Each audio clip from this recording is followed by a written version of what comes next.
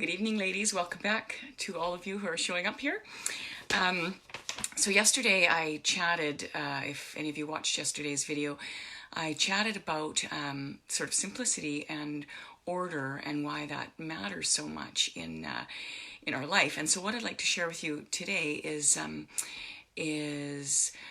how I learned to live a more simple life, and how laundry was really the the impetus for how that all happened. So, interestingly, whenever we had our laundry conversion years and years ago, and whenever I happen to, in passing, if I'm speaking at a conference, if I mention laundry, it's always the thing that people shoot up their hand about and say, "Tell us more about laundry," because I think it's the really such a burden for so many of us. So I'll just tell you our story, what we did about laundry, and what it looks like now, and how I gained from that, how I grew from that.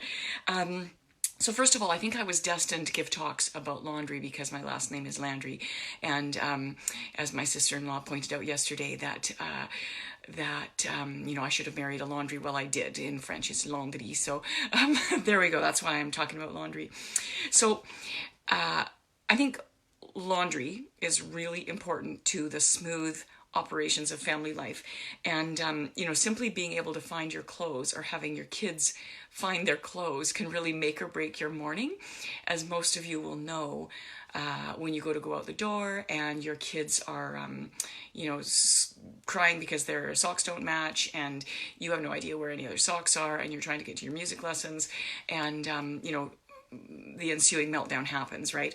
So something as simple as being able to find your clothes and having a place where the clothes are can really make or break your day, right? Get it off to a good start or a really bad start. And so what I found was that the organization, the order of laundry, really affected my environment, and it affected my mood, and it affected my confidence and my productivity. And so I share this story a lot because of how much I learned through sort of laundry. So I would like to tell you how that unfolded. So basically, like some of you, laundry was ruining my life. I just didn't know how to cope with the onslaught, and as we had more children, of course, it became tantamount to hysteria. So I started really looking at laundry and really thinking about laundry, and trying to discern why it was so hard. Why was it so hard to keep up with laundry? Why it was so hard to make it all work?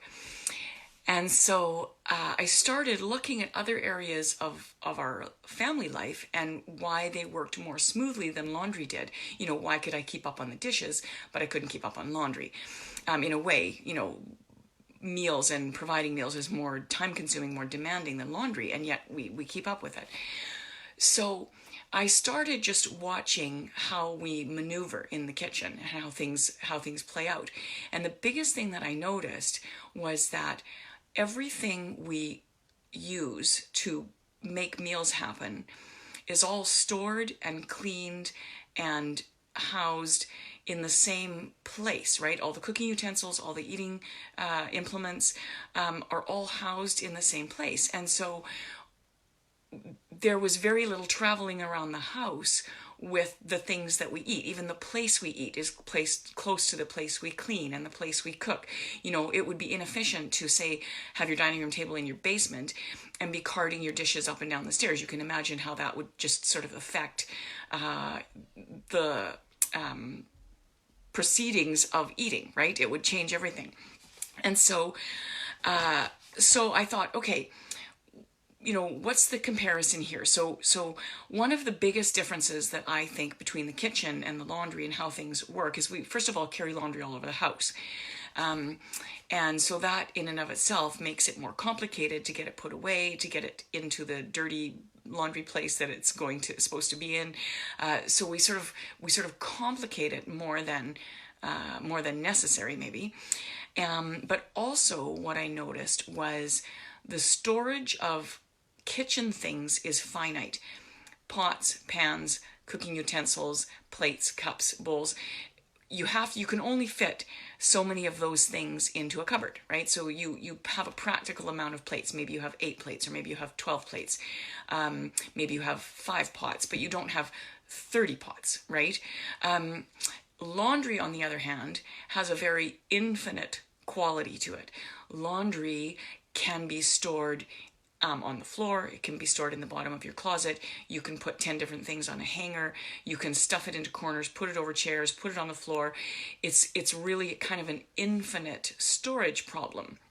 And so there's one little sort of clue to where we're going with this, is that simply we have more laundry than is practical to have in most cases. So I estimate that if in the average home, when you consider all the corners and all the chairs and all the bottoms of the closets and all the ends of your beds and all the places you can hang your infinite clothing, you could probably house like 1 million pieces of laundry. Okay, that's I think that's a reality if you counted every sock and every tea towel. And so I had this idea that, first of all, that we could centralize laundry, right? If we washed and put away and processed and stored all of our laundry in the same place, wouldn't that cut down on a lot of the workload? And so I thought, okay, well, I'm going to just broach this idea with my husband and see what he thinks. And, Albert's he's pretty game to proceed with all my kooky ideas. And so he said, so I said, okay, this is what I'm thinking. We take a bedroom, we convert it into a laundry room, we store everything in there, we fold everything in there, we have our washer dryer, a place to store off-season clothes, all that stuff in one room. So Albert said, okay, I'll do that for you. So that's really what we did. So we converted a bedroom, put the washer, dryer, change table, diaper pail, laundry sink. There was a big closet for off-season clothes. We put 2 long tables down the middle where all the clothes coming out of the dryer would get laid before they got folded. We had baskets underneath the tables, one for hoodies, one for pajamas, one for clothes that were waiting to be passed on to the next kid, outgrown by one and waiting to be passed on to another.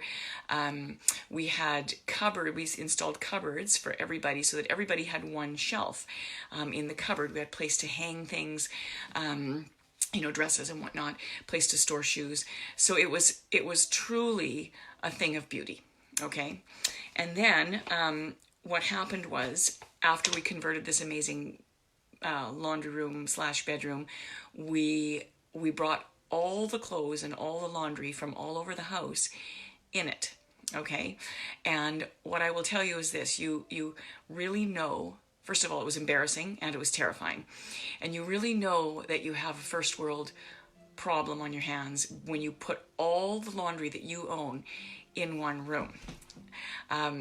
We were literally, knee deep, hip deep in laundry. And so I started calculating sort of how much of different things we had. So at the time I had 3 daughters and I had a baby son. And our daughters were from about size 3 to about size 10. And I had 98 dresses for those 3 girls. And I thought, okay, something is really, really wrong here. We're doing something completely wrong here. But I was not going to admit failure. Okay, this centralized laundry idea had to work, and there had to be a way of dealing with this. So in my mind, it was, okay, we've just got too much stuff. We've got too many clothes. So this was really the first inkling of cutting back, kind of minimalism in my life. But I thought, okay, when we go on a holiday, we take, maybe half a dozen shirts and 3 pairs of pants and a couple of dresses, for each kid. We really scale down and we have enough. There's always enough. So I brought this new idea up to Albert and said, okay, listen, do you think we could minimize what we own? Okay, just minimize the amount of clothes. And Albert said, well, no, because it won't work. Okay. Yeah, exactly. And I thought if we minimize the clothes, then it's going to just it'll be less work, right? And it will be less, embarrassing, because look at all the clothes we own. But, when they're stuffed into corners and closets, you don't notice them in the same way. So Albert said, you know what? We wear the same amount of clothes every day. I just don't see how that's going to solve the problem. And I said, all right, we won't get rid of anything. We'll decide on a number of clothes that we think is appropriate. And then we'll put everything else away. We'll just pack it up in garbage bags, put it in the garage, and see what this works like. But we won't get rid of stuff. And so that's exactly what we did. So the kids had about 3 pairs of pants, maybe 5 or 6 shirts. Albert insisted on 7 socks and 7 underwear per person. So you could go a week without doing laundry if you had to. And, eliminated the amount of shoes we had, eliminated a lot of stuff, including for ourselves. And so what the upshot of it all was that living like that meant that I was always caught up in laundry. So now I had order out of all the clutter of laundry. I had order because we just had what we needed, not all the excess.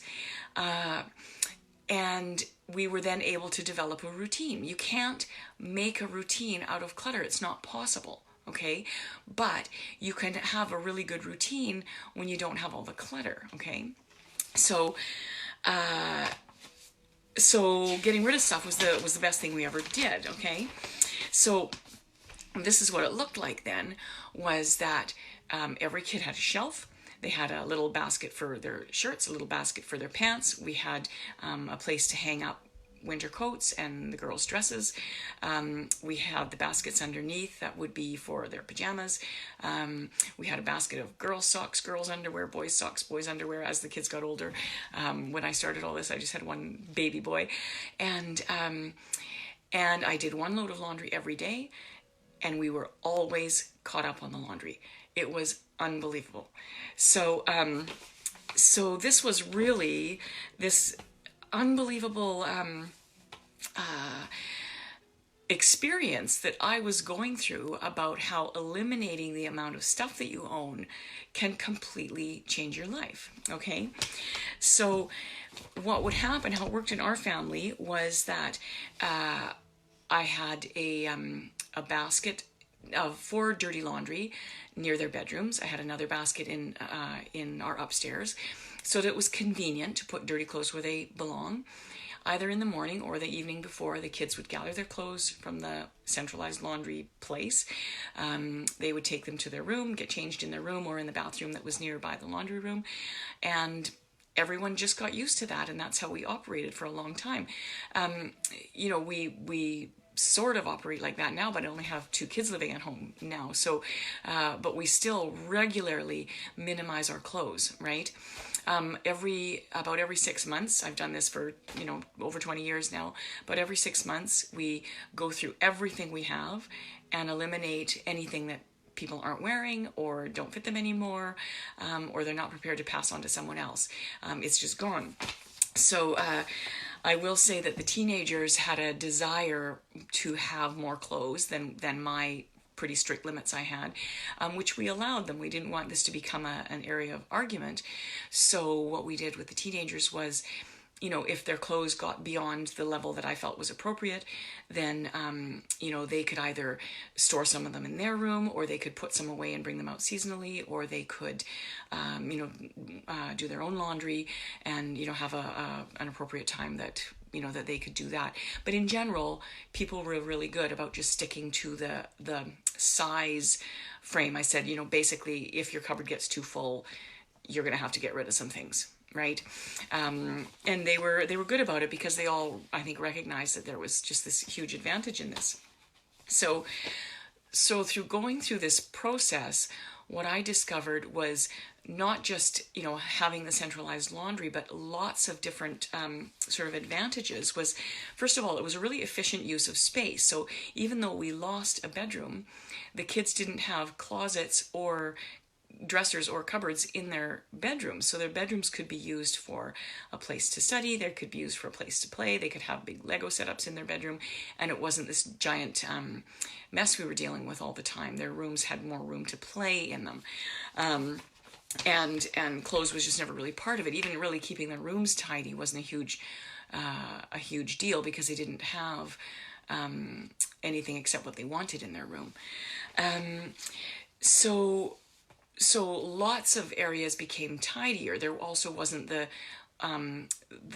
run of clothing all through the house all the time. You know, the clothes that need to be folded, the clothes that are going to be folded. I would wash in the morning, fold in the afternoon. There wouldn't be this trail of laundry through the house that I was sort of constantly trying to keep track of. So this is kind of how that affected me in terms of the idea of how simplifying something can help the whole rest of your life. First of all, when we simplify one area of our life, it's a guarantee that there's going to be a ripple effect, and you're going to desire to simplify other areas of your life. How that affected me was the laundry room became one of my favorite rooms to be in. I'd walk in there and it was always tidy. It was always orderly. There was always a minimum of work to do. One load in the morning, fold it in the afternoon, and put away. So it was really beautiful, and I realized that in order has a beauty all of its own, right? And again, like I talked about yesterday, not inflexible order. We have to be flexible in family life, or rigidity is going to work against us. But to have this beautiful order, everything has its place. Everything goes where it's supposed to go, because you're not overloaded with too many of anything. So you can actually live with a routine that's functional and flexible. The other thing I realized is that if this laundry room with all this order is so beautiful, I would really like to have more of that order in other areas of my life. So I started to look where else I could bring that kind of order in by minimizing what I owned, right? Whether that was your basement or your junk drawer, or whatever area you felt was overwhelming you or weighing on you, that I could then address that and think, okay, I did this, and now I know how to do this, and now I know how to make it work. I can first of all assess the situation, then I can declutter what I don't need, and then I can develop a routine with whatever's left. And that became my go-to for every area of my life that I wanted to bring the beauty of order into. So the other thing that I realized about simplifying that one area of my life was that I was capable of doing it, right? That I didn't have to be overwhelmed by my circumstances, that I had a bunch of little kids, that I had all these responsibilities, that I was exhausted all the time, that I could just do this one area, and that would be improvement in my life. And then when that area is mastered, I can move on to some other area and I can master that. And eventually, over some number of months or years, you can master your whole environment, right? In terms of bringing the beauty of order to your environment. So I'm capable of change, and I'm capable of doing this. And so that built a lot of confidence for me. So this was the movement that I experienced just by getting my laundry under control, was that I had a desire to make that happen in the other areas of my life. There's a really great, many of you have already heard me talk about this, but there's a really great sort of program for doing this called Project 333. Now, the intent of that is just for you and your own personal wardrobe. But if you can just do your own wardrobe, that desire for the beauty of order will spill over into other areas of your life as well. And so I think that we can be really excited about that and see some little tiny change you make in your life and the effect that it has.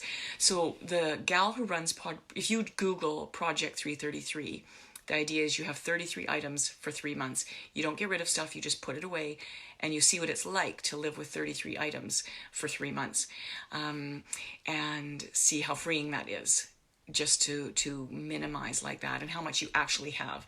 And the first time I did it, I ended up oftentimes only wearing about half of the things, of the items that I initially put away, that I initially kept out in my closet. So when we're led to beauty and simplicity, what happens is those things represent goodness, okay? And really that's what we're striving for is goodness. And simplicity and order and finding the beauty in it leads us toward goodness, right? Leads us toward what God intended us to have, okay? Truth and beauty and goodness. And it's hard to imagine that laundry could lead you to truth, but if it leads you to an appreciation of order, an appreciation of beauty, and a desire to make that happen in your home, it can only lead you to truth, right? Our external environments affect our internal disposition. There's just absolutely no doubt about that. You know, that experience that you have with your children even, where you say, okay, this room is getting out of control. We're going to, completely do an overhaul in your room.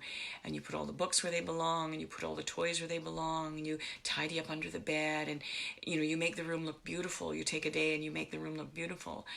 And what the upshot of it all is that the kids just want to play in their room, right? They appreciate it so much, and they're so content with the peace of order that that's just where they want to play. Yeah, and of course, eventually they're going to mess it all up again. But they just appreciate it so much that that's where they want to be. And that's really what we should be working towards for our own homes. If our homes are orderly and beautiful and a place of rest and peace, we're going to love to be there. So, and even a little order, even a little bit at a time, order is going to lead you to truth and beauty. So I'm going to kind of wrap that up there. Tomorrow I'm going to be talking about it's kind of an overview of some ways that we can approach education in more simple ways, how we can simplify education. I'm going to go into that in a lot greater detail next week. I'm going to set up 3 of these for next week as well. But I'll start off by giving an overview tomorrow night. But I would like to share something with you guys that I'm really excited about. About 4 years ago, I did a live workshop. I took my full day workshop and I hired somebody to come in and make it an online video product, and she did a beautiful job. I was really happy with the result of it. And so that's been around and able to buy online for about 4 years now. But what I'd really like to do is make it free, so that anyone can access it right now, because I think, first of all, we have a lot of unintentional homeschoolers, a lot of people who are wondering, what the heck do I do now? My kids are home with me, and I would love for homeschooling to be a really beautiful experience for those people.